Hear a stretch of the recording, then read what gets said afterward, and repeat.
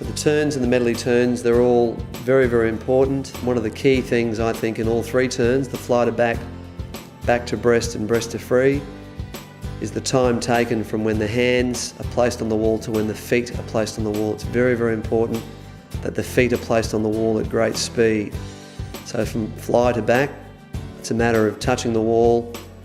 As soon as the hands are on the wall, the swimmer must tuck into a very tight, streamlined position.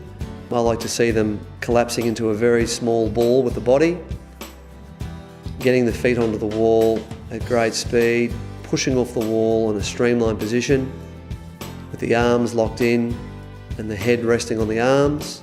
Just ensuring that the kick off the wall is done butterfly kick and is done at relatively fast velocity. What we found on the backstroke underwater doing the fly kick, it's important to have a fairly narrow amplitude to begin with. And then once speed is generated, then increase the amplitude so the range of the kick becomes bigger towards the end of the butterfly kick on their back, on the backstroke push-offs. The backstroke to breaststroke turn is one of the most difficult turns to put together because obviously the swimmer is coming into the wall unsighted. The only sight that the swimmer has is the backstroke flags. So the swimmers must have a good understanding and knowledge of how many strokes they need to take before the wall's going to come up. So all of the top line swimmers will know their exact stroke count to get onto the wall. Immediately the hands put on the wall once again, we want a small duration of time from when the hand touches the wall to when the feet touch the wall. Just ensuring that when the swimmers are going around for a turn, they're not circling and going around and taking up a large area of water. It's trying to get onto the wall in the most streamlined manner that you possibly can.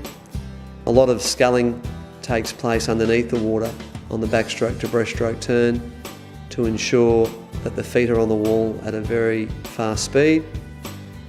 And once again, pushing off the wall in a nice tight streamline, taking the underwater butterfly arm pulling action, recovering the hands very close to the body in order to minimise resistance, and ensuring that the timing of the breaststroke kick to get them up to the surface of the water is done at the right time, the right place, and the swimmer is coming up to the water with the most amount of speed possible.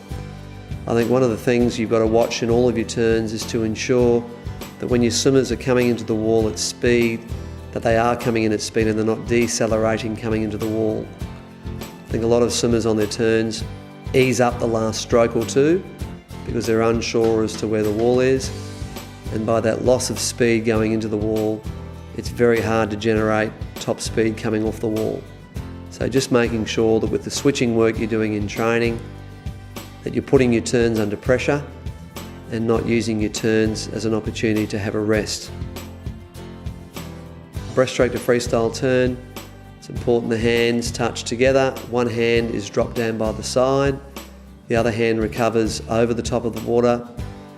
The hands link up as the swimmer pushes off the wall. Once again, 4, 5, 6 butterfly kicks underneath the water. Then the swimmer explodes to the surface of the water and tries to not breathe on the first stroke, I think is important as well.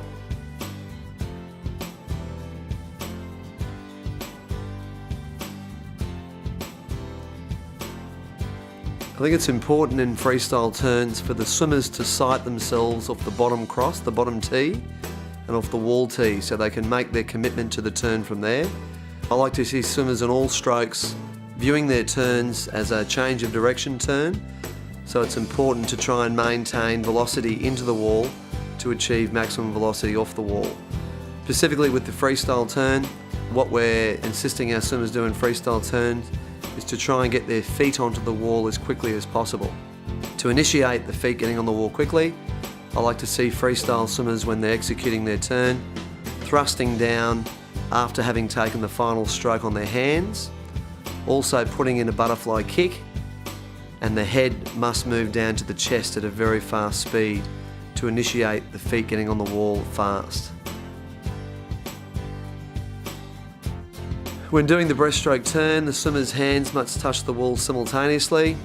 From that point, one hand drops down by the swimmer's side, The other hand recovers over the surface of the water. As the swimmer is pushing off the wall, the hands are linked together. A small glide takes place from there to get full advantage of the breaststroke push off the wall. After that glide has finished, the swimmer takes a butterfly arm stroke underneath their body.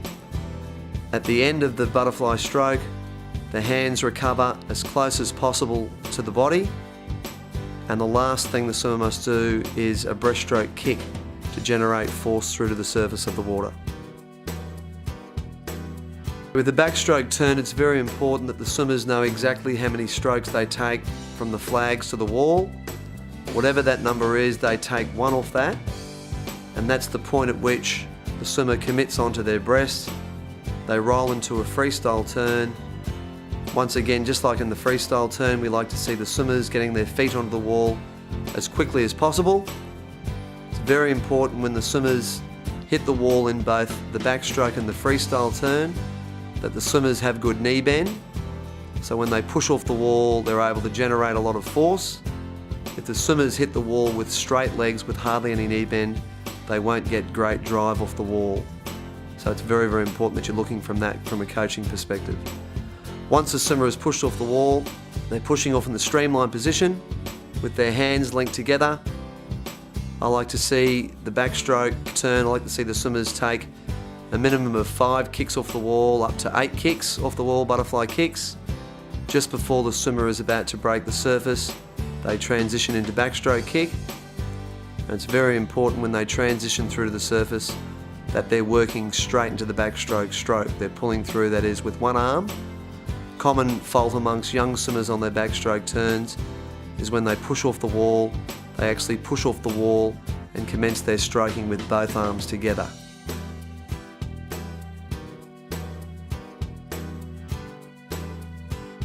And the butterfly turn is very similar in terms of technique to the breaststroke turn.